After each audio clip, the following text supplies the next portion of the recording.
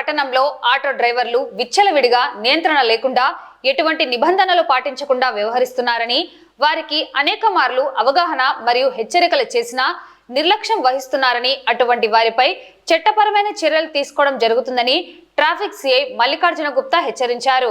ఈ మేరకు సోమవారం స్థానిక ట్రాఫిక్ పోలీస్ స్టేషన్లో సిఐ ఆటో డ్రైవర్ల ప్రవర్తన, వ్యవహార శైలి, నిబంధనలను విస్మరిస్తున్న తీరును తెలియజేశారు.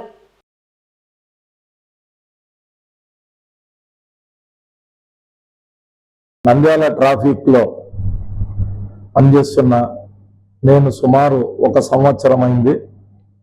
ఈ సంవత్సరం నుంచి కూడా మేము మొట్టమొదట కాన్సన్ట్రేషన్ చేసిందంతా నంద్యాల టౌన్ లో ఉన్న ఆటో డ్రైవర్ల గురించి మేము చాలా కాన్సన్ట్రేట్ చేసి వాళ్లకు రకరకాలుగా అవేర్నెస్ ప్రోగ్రాములు, తర్వాత వాళ్ళకి ఆటో నడిపేటప్పుడు ఎటువంటి జాగ్రత్తలు తీసుకోవాలనే విషయాల మీద చాలా సార్లు వాళ్లకు అవగాహన సదస్సులు కలగజేయడం అయింది.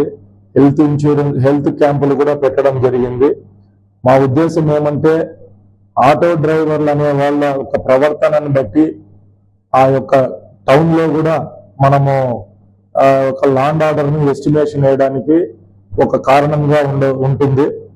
ఈ ఆటో డ్రైవర్లు ముఖ్యంగా మేము సంవత్సరం నుంచి చెప్తానే ఉన్నాము, యూనిఫామ్ వేసుకోమని చెప్తున్నాము, కానీ వాళ్ళు యూనిఫామ్ ధరించటం లేదు. లైసెన్స్ ఉన్న వ్యక్తికే ఆటోలు ఇచ్చి నడపడానికి పర్మిషన్ ఇవ్వండి, లైసెన్స్ లేని వ్యక్తికి ఆటోలు ఇవ్వద్దండి అని చెప్పినాము, అది కూడా పట్టించుకోవటం లేదు.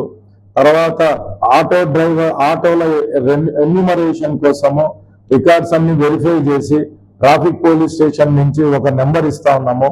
ఆ నెంబర్ ఎందుకు ఇస్తున్నామంటే ఈ రిజిస్ట్రేషన్ నెంబరు సరిగ్గా ఐడెంటిఫై చేయలేరు కాబట్టి పోలీస్ నెంబర్ అనేది ఉంటే పబ్లిక్ గ్రాస్పింగ్ ఈజీగా ఉంటుందని చెప్పి, తర్వాత టౌన్ లో ఎన్ని ఆటోలు ఉన్నాయి, వాళ్ళ యొక్క ట్రాఫిక్ పరిస్థితి ఏందని చెప్పి దాని మీద అవగాహన కోసం కూడా మనము నెంబర్లు ఇవ్వడం జరిగింది. తర్వాత ఆటో డ్రైవర్లు అందరికీ చెప్పాం, మీరు రికార్డ్స్ అన్ని పర్ఫెక్ట్ పెట్టుకోండి, ఏదన్నా ప్రమాదవశాత్తు ఏదన్నా జరిగితే మీరు నష్టపోతారు, మీ కుటుంబం నష్టపోతుంది. తర్వాత మీ వలన ఎవరికి ప్రమాదం జరిగినా కూడా మీకు ఇన్సూరెన్స్ లేకపోయినా, డ్రైవింగ్ లైసెన్స్ లేకపోయినా ఆ నష్టం అనేది ఓనర్ భరించాల్సి వస్తుందని చెప్పి, తర్వాత ఎన్నో పలు సూచనలు వాళ్ళ మీద మంచి ఉద్దేశంతోనే మేము చాలా సార్లు చెప్పడం జరిగింది. కానీ వాళ్ళు విచ్చలవిడిగా ప్రవర్తిస్తూ టౌన్ లో ట్రాఫిక్ రెగ్యులేషన్ లేకుండా, లేన్ డిసిప్లిన్ లేకుండా ఇష్టం వచ్చినట్టు నడుపుతూ పలు యాక్సిడెంట్లకు కారణమైనారు. మా దగ్గర డేటా ఉంది. చాలా మటుకు చిన్న చిన్న యాక్సిడెంట్లు అన్ని ఏదో కాంప్రమైజ్ అయిపోయి చిన్న చిన్న దెబ్బలు తగిలినప్పుడు ఏదో ట్రీట్మెంట్ ఇప్పించడమో, డ్యామేజ్ వాళ్ళు కట్టడమో జరిగి వెళ్ళిపోతా ఉంది. కానీ ప్రతిసారి మీ పరిస్థితి మీకు అనుకూలంగా ఉండదు. మీకు చాలా సార్లు చెప్పాము, డ్రైవింగ్ లైసెన్స్ ఉండాలి, ఆర్సీ పక్కా ఉండాలి, రిజిస్ట్రేషన్ ఎప్పటికప్పుడు అప్డేట్ చేసుకోవాలి, తర్వాత ఫిట్నెస్ ఉండాలి, పర్మిట్ ఉండాలి, పొల్యూషన్ సర్టిఫికేట్ ఉండాలి అని చెప్పినాము.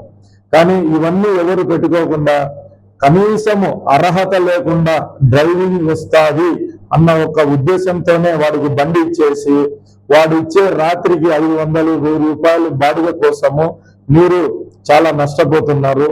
మీరు ఖచ్చితంగా దీని మీద కేర్ తీసుకోవాలి. డ్రైవింగ్ లైసెన్స్ లేని వ్యక్తికి బండి ఇవ్వద్దండి.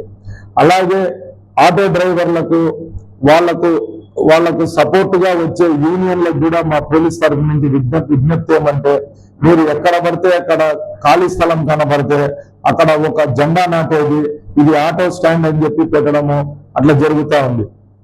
కానీ ఒక ఆటో స్టాండ్ ఏర్పాటు చేసుకోవాలంటే మీరు మున్సిపాలిటీ దగ్గర ఒక విజ్ఞప్తి పత్రం పెట్టాలి, తర్వాత వాళ్ళు పర్మిషన్ ఇవ్వాలి, తర్వాతనే అది ఆథరైజ్డ్ గా ఆటో స్టాండ్ ఏర్పడుతుంది.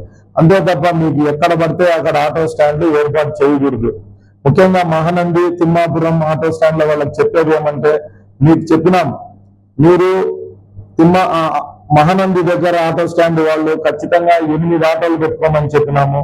కానీ మీరు విచ్చలవిడిగా కూర్చొని 10-20 ఆటోలు పెట్టుకొని అటుపక్క ట్రాఫిక్ అంతా జామ్ చేసి అక్కడ జరిగే అసాంఘిక కార్యకలాపాలకు కూడా మీరు ఒక రకంగా కారణమవుతున్నారు. మీ ఆటో డ్రైవర్లే ఆటోల్లో కూర్చొని మందు తాగడము, అక్కడ వచ్చిపోయే వారిని టీచ్ చేయడం జరుగుతూ ఉంది. మీకు చెప్పినాము, మీకు ఇంతకుముందు పిలిచి కూడా చెప్పినాము. తర్వాత శ్రీనివాస కాంప్లెక్స్ పక్క రోడ్లో ఉండే శ్రీనివాస కాంప్లెక్స్ లో కూడా మేము రోడ్డుకు టర్నింగ్ లో ఆటోలు పెట్టద్దని చెప్పినాం. కొద్దిగా ముందరికి 2-3 ప్లేసులు చూపించి అక్కడ 4 ఆటోలు పెట్టుకోమని చెప్పినాం. అయినా కూడా మీరు విచ్చలవిడిగా ఆటోలు పెట్టుకొని ట్రాఫిక్ విపరీతమైన అంతరాయం కలగజేస్తున్నారు. City bus stand main road లో 2 ఆటోలు పెట్టుకోమని చెప్పినాము. అది కూడా మీ విజ్ఞప్తి మేరకు 2 ఆటోలు పెట్టుకోమని చెప్పినాం. అయినా కూడా మీరు ఇచ్చిన మాట తప్పి విచ్చలవిడిగా రోడ్ల మీద ఆటోలు పెట్టి ట్రాఫిక్ విపరీతమైన అంతరాయం కలగజేస్తున్నారు. మీకు ఎంత చెప్పినా కూడా మీలో మార్పు రాలేదు. కనీసం యూనిఫామ్ వేసుకోమంటే కూడా యూనిఫామ్ వేసుకోకుండా మీ యొక్క వేషధారణ ఎంత విచిత్రంగా ఉంటుందంటే నిక్కర్లు వేసుకోవడం, పంచలు కట్టుకోవడము, తర్వాత విపరీతం అసలు చూడ్డానికి ఒక విధంగా అంటే ఒక చూడ్డానికి కూడా మిమ్మల్ని నమ్మకం కలగలేని వ్యక్తుల మాదిరిగా తయారయ్యి మీరు ఆటోలు నడిపితే మీ ఆటో ఎవరు ఎక్కుతారనేది ఆలోచించుకోండి. మీ మీద నమ్మకం ఏర్పడడానికి ఒక కారణం అనేది ఉంటుంది. మీకు ఎన్నోసార్లు చెప్పినాం, నీటుగా ఉండండి, యూనిఫామ్ వేసుకోండి, ప్రయాణికుల పట్ల మీరు గౌరవంతో ప్రవర్తించండి, అంతే తప్ప వాళ్ళని తిట్టేది బెదిరించేది చేయొద్దని చెప్పినాం. చిన్న యాక్సిడెంట్ జరిగినప్పుడు కూడా మీ తప్పు పెట్టుకొని కూడా మీరు వాళ్ళను ఇష్టం వచ్చినట్టు బూతు మాటలు మాట్లాడడము, వాళ్ళతో గొడవ చేయడం నా కళ్ళ ముందు 2-3 సందర్భాలు జరిగినాయి. పిలిపించి వాళ్ళకు వార్న్ చేయడము, ఫైన్ వేయడం జరిగింది. రోడ్ల మీద కూడా మీరు విపరీతంగా ట్రాఫిక్ అంతరాయం కలగజేస్తున్నారు. ఆ గంగా హోటల్ సందు కానీ, తర్వాత వాటర్ ట్యాంక్ ఫరూక్ నగర్ దాటిన తర్వాత వాటర్ ట్యాంక్ సందు కానీ మీరు అక్కడ పెట్టుకొని మొత్తం సందంతా క్లోజ్ చేసేసి మీరు ఎటువంటి రాకపోకలకు వీలు లేకుండా అంతరాయం కలిగిస్తా ఉన్నారు. అవన్నీ చెప్పినాం.